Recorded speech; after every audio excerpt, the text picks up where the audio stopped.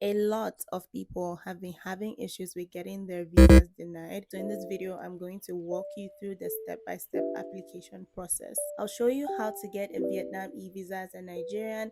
I'll walk you through my own application process and results, and the important things that you should know before and while applying for a Vietnam e-visa as a tourist. Feel free to leave any queries down below and I'll get back to you as soon as possible. And be sure to watch this video from start to finish. You do not want to skip anything because you might be missing out on very important details. Hey guys, welcome and welcome back to my channel. If you're seeing me for the very first time, I'm Precious the Dawn. If you're new here, hi, and if you are a returning subscriber, get in the back, you know the vibes already. And before we get into it, I will really appreciate if you subscribe. It really helps my channel out. And if you like this video and leave a comment, that will even go a longer way in pushing my video out to similar viewers like you. As of now, there are 25 countries on a visa exemption list, which means that if you're in this list, you do not have to apply for a visa and you have 45 days to stay in Vietnam after entry. The list of these countries will be linked down below in the description box, but if you do not find yourself on this list, do not worry. I'm going to walk you through the steps right now. So this is the only website you want to be applying for your e-visa on for Vietnam. You don't want to use any other websites, and you also want to be using Google Chrome, not Safari, because that gives you a lot of issues. And if you're trying to apply from China, I don't think a VPN is necessary. This website is linked down below, and once you sign up to apply for your e-visa, you'll be sent login details via whatever email you attach that are unique to just you, so that you could easily copy and paste this info whenever you are signing in. So you're just gonna click on electronic visa, and then you're gonna click on for foreigners. And once you're done filling this in, the visa fee is 50 USD, and the equivalent in your currency depends on the daily exchange rate. So it's gonna take you to this page, and this is where you log in. If you leave this website and it's closed and you want to check up on your progress, and this is where you contact support, and this is where you go back to the home page. So the main reasons why people's visas keep getting denied is one, the passport photograph does not match the requirements, or the information on your passport photo does not match what you had filled in. So be very sure to fill in the correct and accurate information, and be sure to submit very clear photos, because sometimes they will give you issues over that if your photos are not clear. So basically here they're just telling you to fulfill required information and pay e-visa fee. So this is how I did my single entry e-visa. There's options for a single entry and a multiple entry, and these are the costs right here, 25 and 50 USD. And step 3 will be to fill in any of these informations when they send it to your emails. So you're just going to confirm that you've fully read the instructions. So next, you're going to come to this page where you will fill in your information. It's still loading, so we're gonna have to wait a bit. If you don't already have a passport photo, there is no issues whatsoever. You can easily get free apps on your app store or Google Play to just use to take your passport photo, and you can actually take your passport photo in whatever requirements or specifications for the particular country that you're trying to apply for a visa. I don't know if I made any sense, but yeah. So basically those apps will help you to resize your passport photo. If this was my background, they could easily take out this background and give me like a plain white background according to the specifications of this website. I used this app called Cam Scanner to take my passport photo. So I've selected my passport photo, and then I'm gonna add my passport data page, and then you're just gonna fill in your information according to how it is on your passport. You just fill in wherever you were born, ID card number, and for religion you can also say prefer not to say. Have you ever used any other passport to enter Vietnam? Well, I haven't, so I'm just gonna say no. You have multiple nationalities? No. If you do, you can just select yes. Violation of the Vietnamese laws and regulations? No. And I hope you haven't. requested information.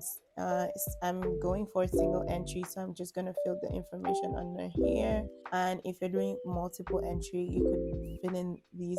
You have other types of passport here, but I'm just gonna go with ordinary passport, and then I'm going to fill in my passport number again, date of issue, contact information.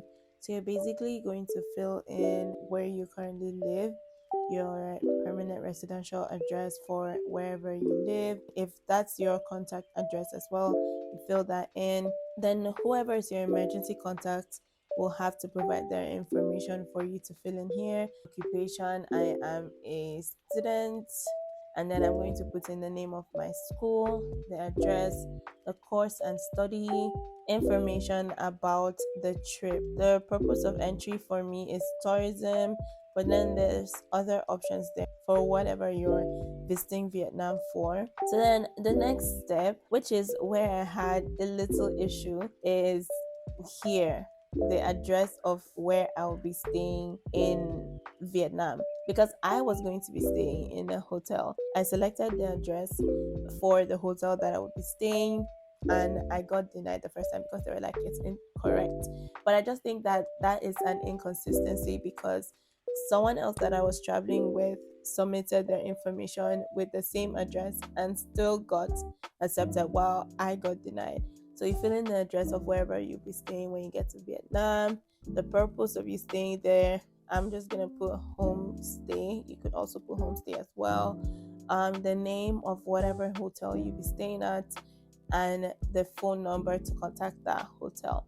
The number of days you want to stay in Vietnam. Let's say I'll be staying there for maybe seven days. You should be allowed to enter through wherever you be landing in Vietnam, through whatever airport. I think you can just select that. Intended temporary residential address in Vietnam. This is very important. You have to fill this in as well. The city or province, the phone number in Vietnam. Have you been to Vietnam in the last 1 year? No. If you've never been, yes, if you have. Do you have relatives who currently reside in Vietnam? No, or yes, if you have. Let them know if there'll be any child or person under 14 years old that will be accompanying you.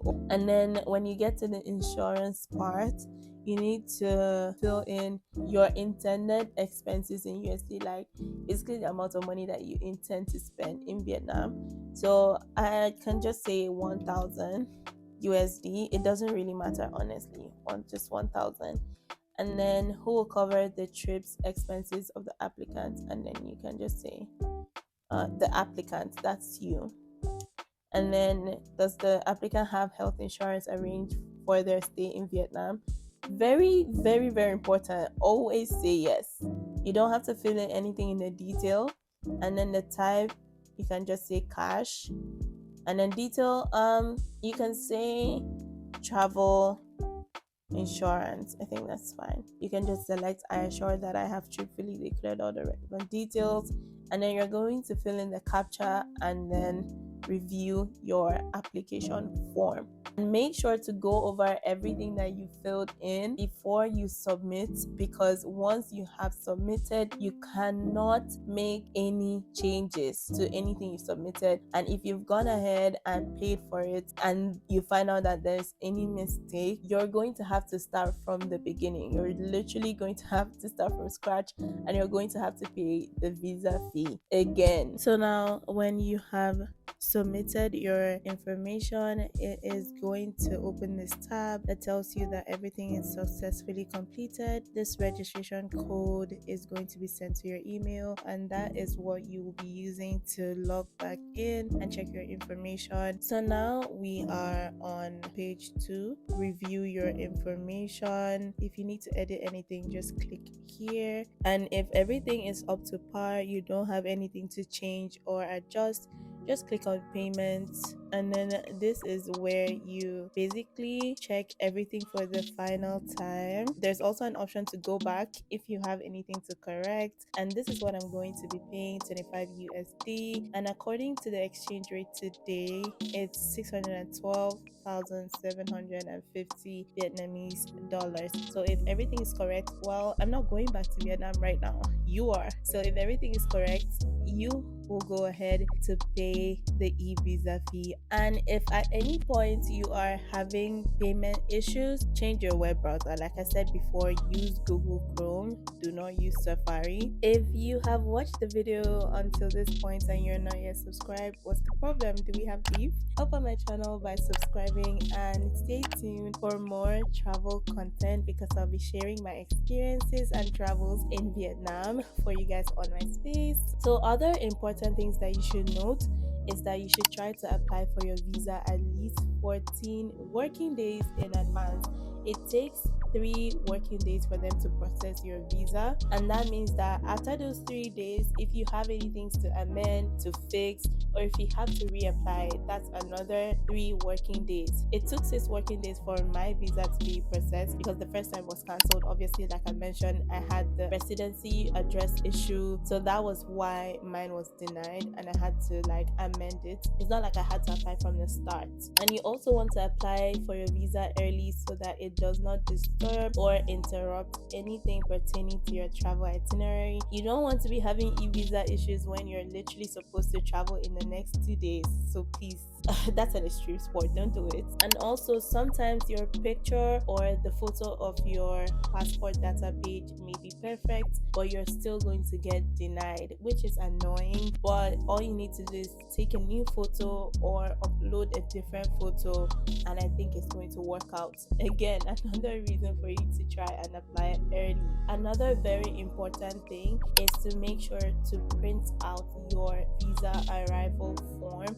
This will be sent to your email after your e-visa has been accepted and processed. Once you get it, you're also going to be sent a digital arrival form which you show to the immigration when you are entering Vietnam, because they will not let you pass. Even if you have your passport, you have your e-visa, they will not let you pass. You need your arrival form as well. Like I said, feel free to ask me any questions or queries, and I will answer them down below in the comment section. I will see you guys in the next video. Bye.